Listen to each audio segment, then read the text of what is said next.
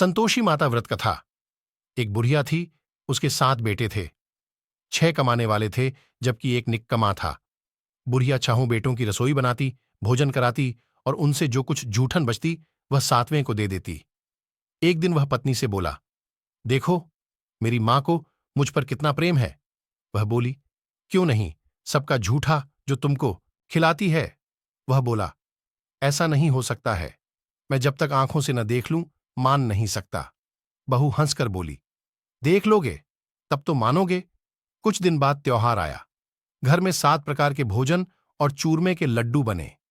वह जांचने को सिर दुखने का बहाना कर पतला वस्त्र सिर पर ओढ़े रसोई घर में सो गया। वह कपड़े में से सब देखता रहा। 6 भाई भोजन करने आए। उसने देखा, मां ने उनके लिए सुंदर आसन बिछा नाना प्रकार की रसोई परोसी और आग्रह करके उन्हें जमाया। वह देखता रहा। 6 भोजन करके उठे तब मां ने उनकी झूठी थालियों में से लड्डुओं के टुकड़े उठाकर एक लड्डू बनाया। जूठन साफ कर बुढ़िया मां ने उसे पुकारा, बेटा, 6 भाई भोजन कर गए, अब तू ही बाकी है, उठ, तू कब खाएगा। वह कहने लगा, मां, मुझे भोजन नहीं करना, मैं अब परदेश जा रहा हूं। मां ने कहा, कल जाता हो तो आज चला जा। वह बोला, हां, आज ही जा रहा हूं। यह कहकर वह घर से निकल गया। 7वें बेटे का परदेश जाना। चलते समय पत्नी की याद आ गई। वह गौशाला में कंडे उपले थाप रही थी। वहां जाकर बोला, हम जावे परदेश आवेंगे कुछ काल, तुम रहियो संतोष से धर्म आपनो। वह बोली, जाओ पिया, आनंद से हमारो सोच हटाए, राम भरोसे हम रहें, ईश्वर तुम्हें सहाय। 2 निशानी आपन देख धरू में धीर, सुधिमती हमारी बिसारियों रखियो मन गंभीर। वह बोला, मेरे पास तो कुछ नहीं, यह अंगूठी है सो ले, और अपनी कुछ निशानी मुझे दे। वह बोली, मेरे पास क्या है, ये गोबर भरा हाथ है। ये कहकर उसकी पीठ पर गोबर के हाथ की थाप मार दी। वह चल दिया। चलते चलते दूर देश पहुंचा। परदेश में नौकरी। वहां एक साहूकार की दुकान थी। वहां जाकर कहने लगा, भाई मुझे नौकरी पर रख लो। साहूकार को जरूरत थी। बोला, रह जा। लड़के ने पूछा, तनख्वाह क्या दोगे। साहूकार ने कहा, काम देखकर दाम मिलेंगे। साहूकार की नौकरी मिली। वह सुबह 7 बजे से 10 बजे तक नौकरी बजाने लगा। कुछ दिनों में दुकान का सारा लेन देन, हिसाब किताब, ग्राहकों को माल बेचना, सारा काम करने लगा। साहूकार के 7-8 नौकर थे। वे सब चक्कर खाने लगे, ये तो बहुत होशियार बन गया। सेठ ने भी काम देखा और 3 महीने में ही उसे आधे मुनाफे का हिस्सेदार बना लिया। वह कुछ वर्ष में ही नामी सेठ बन गया और मालिक सारा कारोबार उस पर छोड़कर चला गया। पति की अनुपस्थिति में सास का अत्याचार। इधर उसकी पत्नी को सास ससुर दुख देने लगे। सारी गृहस्थी का काम कराके उसे लकड़ी लेने जंगल में भेजते। इस बीच घर के आटे से जो भूसी निकलती उसकी रोटी बनाकर रख दी जाती और फूटे नारियल की नारेली में पानी। एक दिन वह लकड़ी लेने जा रही थी। रास्ते में बहुत सी स्त्रियां संतोषी माता का व्रत करती दिखाई दी। नाश होता है और जो कुछ मन में कामना हो सब संतोषी माता की कृपा से पूरी होती है। तब उसने उससे व्रत की विधि पूछी। संतोषी माता व्रत विधि। वह भक्तिनी स्त्री बोली, 1.25 आने का गुड़ चना लेना, इच्छा हो तो 5.25 आने का लेना, या 1.25 रुपए का भी सहूलियत के अनुसार लाना। बिना परेशानी और श्रद्धा व प्रेम से जितना भी बन पड़े सवाया लेना। प्रत्येक शुक्रवार को निराहार रहकर कथा सुनना। इसके बीच क्रम टूटे नहीं, लगातार नियम पालन करना। सुनने वाला कोई न मिले तो ढीका दीपक जला उसके आगे या जल के पात्र को सामने रखकर कथा कहना। जब कार्य सिद्ध न हो, नियम का पालन करना और कार्य सिद्ध हो जाने पर व्रत का उद्यापन करना। 3 मास में माता फल पूरा करती है। यदि किसी के ग्रह खोटे भी हों तो भी माता वर्ष भर में कार्य सिद्ध करती है। फल सिद्ध होने पर उद्यापन करना चाहिए, बीच में नहीं। उद्यापन में 2.5 सेर आटे का खाजा तथा इसी परिमाण से खीर तथा चने का साग करना।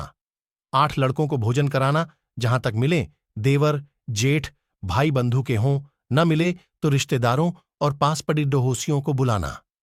उन्हें भोजन करा, यथाशक्ति दक्षिणा दे, माता का नियम पूरा करना। उस दिन घर में खटाई न खाना। ये सुन बुढ़िया के लाड्ढके की बहू चल दी।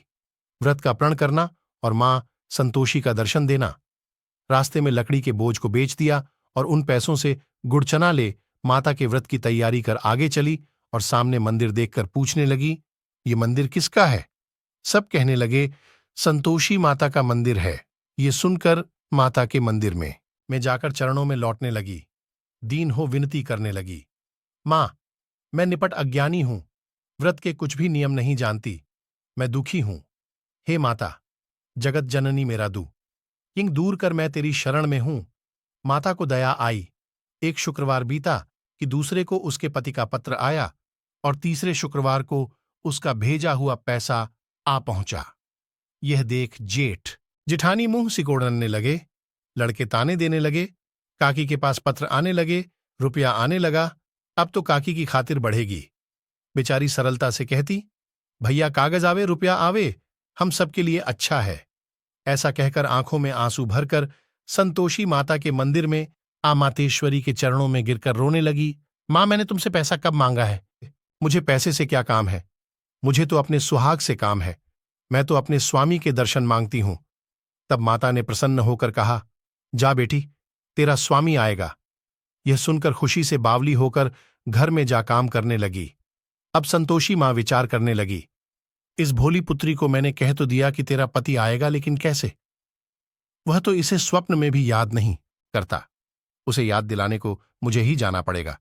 इस तरह माताजी उस बुढ़िया के बेटे के पास जा स्वप्न में प्रकट हो कहने लगी, साहूकार के बेटे, सो रहा है या जागता है?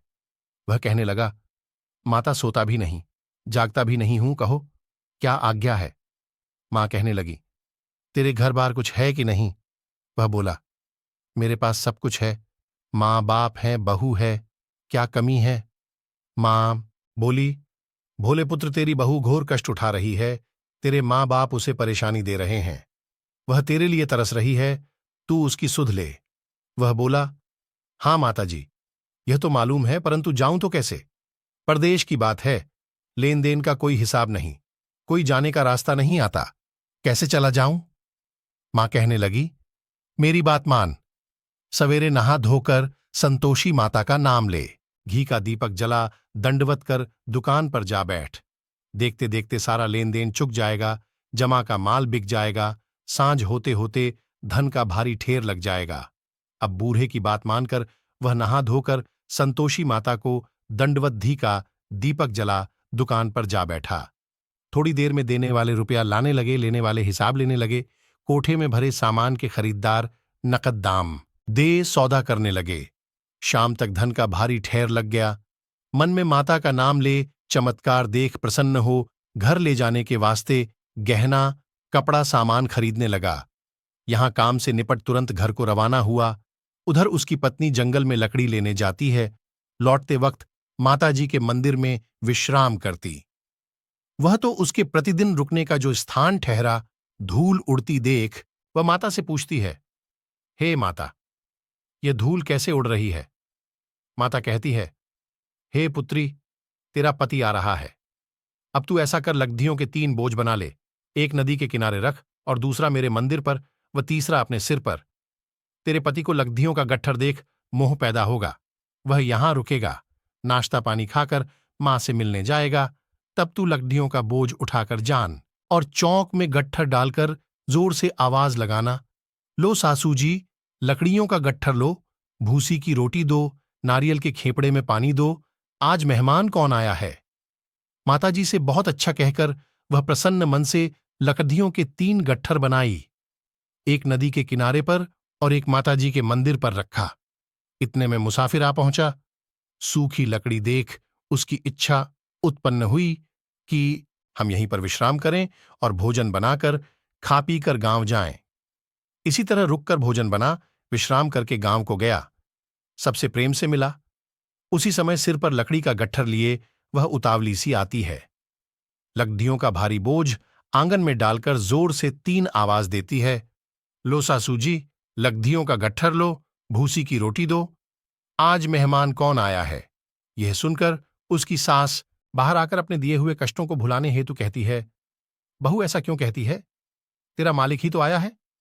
आ बैठ, मीठा भात खा, भोजन कर, कपड़े गहने पहन। उसकी आवाज सुन उसका पति बाहर आता है। अंगूठी देख व्याकुल हो जाता है। मां से पूछता है, मां, ये कौन है? मां बोली, बेटा ये तेरी बहू है। जब से तू गया है तब से सारे गांव में भटकती फिरती है। खीर का कामकाज कुछ करती नहीं, चार पहर आकर खा जाती है। वह बोला, ठीक है मां, मैंने इसे भी देखा और तुम्हें भी। अब दूसरे घर की ताली दो, उसमें रहूंगा। मां बोली, ठीक है, जैसी तेरी मर्जी। तब वह दूसरे मकान की तीसरी मंजिल का कमरा खोल सारा सामान जमाया। एक दिन में राजा के महल जैसा ठाठ बाट बन गया। अब क्या था, बहू सुख भोगने लगी। इतने में शुक्रवार आया।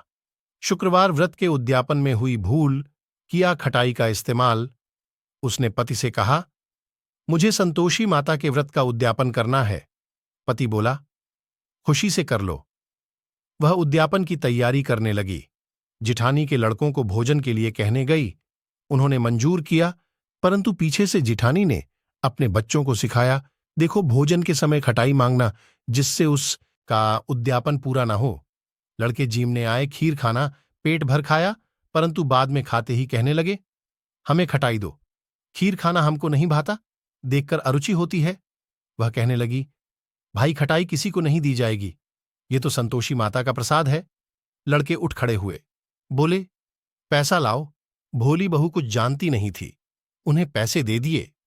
लड़के उसी समय हठ करके इमली खटाई ले खाने लगे। ये देखकर बहू पर माताजी ने कोप किया। राजा के दूत उसके पति को पकड़कर ले गए।